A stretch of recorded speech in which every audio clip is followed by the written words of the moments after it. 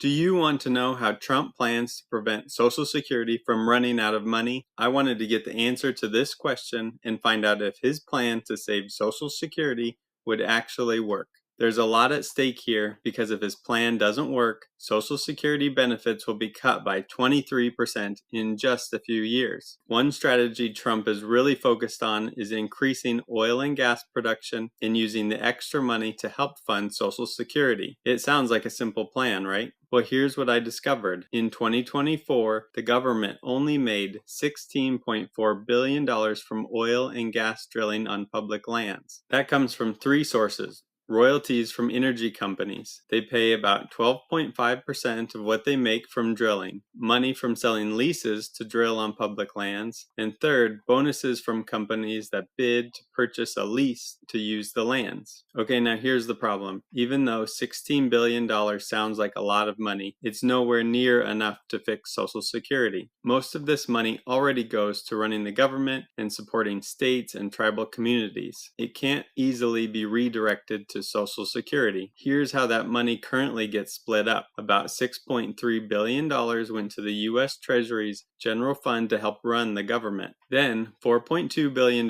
went to 33 different states that have oil and gas production. And most of that goes to New Mexico, which got almost $3 billion last year. Then the rest goes to Native American tribes and mineral owners, the Land and Water Conservation Fund, Historic Preservation, and other federal agencies. Now, these aren't just random bonuses that are given out. States use this money for schools and roads, tribes depend on it for healthcare and education, and the Conservation Fund protects our public lands. So to use this money for Social Security, we'd have to take it away from all these other important programs and places that are counting on it. And even if we moved all of it to Social Security, which we can't, it would only fix about 4% of the funding gap. Remember that 23% benefit cut I talked about? Well, Trump's oil and gas plan would only reduce that to about 19%.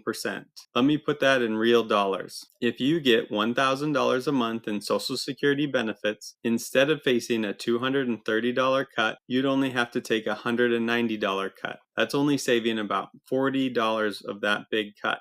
Can you see where the problem is? And here's another thing to consider. Oil and gas revenue changes from year to year depending on energy prices and production levels. Think about what happened to gas prices over the last few years. One year you're paying $3 a gallon, the next it's $4 or $5. Oil and gas revenue changes quickly for the same reasons. When oil prices are high, the government collects more in royalties from energy companies. But when prices drop, that revenue drops too. And it's not just about prices. Production levels go up and down based on all sorts of things, like international conflicts, OPEC decisions, weather events like hurricanes that shut down drilling, or even new environmental regulations. In fact, that $16 billion we got in 2024 isn't guaranteed to be the same next year or the year after. Social Security, on the other hand, needs stable, predictable funding. Every month, like clockwork, it pays benefits to millions of retirees. You can't run a program like that on funding that could drop if oil prices fall or if there's a slowdown in drilling. Retirees can't afford to have their benefits bounce up and down based on what's happening in the global energy markets. Trump also believes his tariff plan could save Social Security. He wants to put a 20% tax on pretty much everything we import from other countries, and an even bigger 50% tax on things from China. Even though it sounds like just a tax on other countries, those costs get passed right down to us, the consumers. Here's what this means for seniors. Experts estimate these tariffs could raise prices on everyday items by 3 to 5%.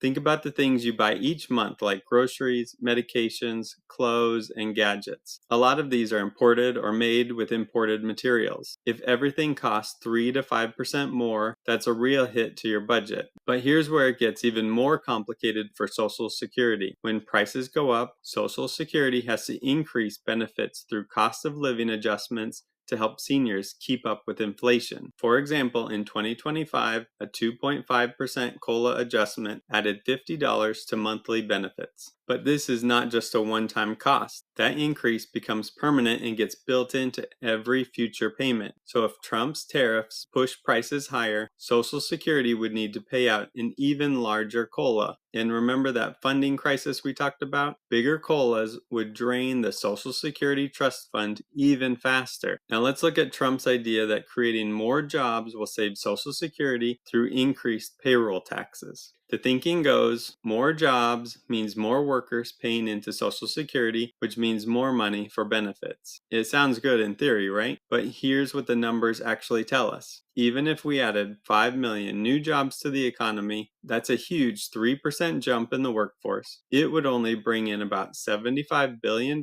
more per year in Social Security taxes. That might sound like a lot of money, but it would only fix about 6% of Social Security's funding problem over the next 10 years, when we need to fill a $1.3 trillion gap. So if the economy grew by 3% every year, which has only happened twice since 2005, it still wouldn't be enough. The basic math of Social Security isn't just about how many people are working. It's about the ratio of workers to retirees. We've got more baby boomers retiring and people are living longer. So even with millions of new jobs, we still wouldn't have enough workers paying in to support all of the retirees taking benefits out. Back in 1960, we had about 5.1 workers paying into Social Security for every one person receiving benefits. Today, that ratio has dropped to about 2.8 workers for each beneficiary, and by 2035, it's projected to fall to just 2.3 workers. So even if Trump's plan added those 5 million new jobs, it wouldn't come close to changing this basic math. To really fix Social Security through job growth alone, we'd need to add tens of millions of new workers to get anywhere close to those old ratios. And that's just not realistic, even with the most optimistic predictions. Next, Trump has brought in Elon Musk and created something called DOGE, the Department of Government Efficiency, to investigate possible waste and fraud. But here's what they're not telling you. Fraud accounts for less than 1% of all Social Security payments. Even if they found fraud and stopped every single fraudulent payment, which is pretty much impossible, you'd still be looking at a massive 22% cut to your benefits in 2034. However, when Trump talks about fraud, it sounds like a good plan. After all, who doesn't want to stop people from cheating the system? But Social Security's funding problem is really about basic math and demographics. We have an aging population with more people retiring and fewer workers paying into the system. That's the real reason Social Security is running short on money. Fixing this requires tough choices like raising taxes, adjusting benefits, or finding major new funding sources. And these solutions aren't popular with voters.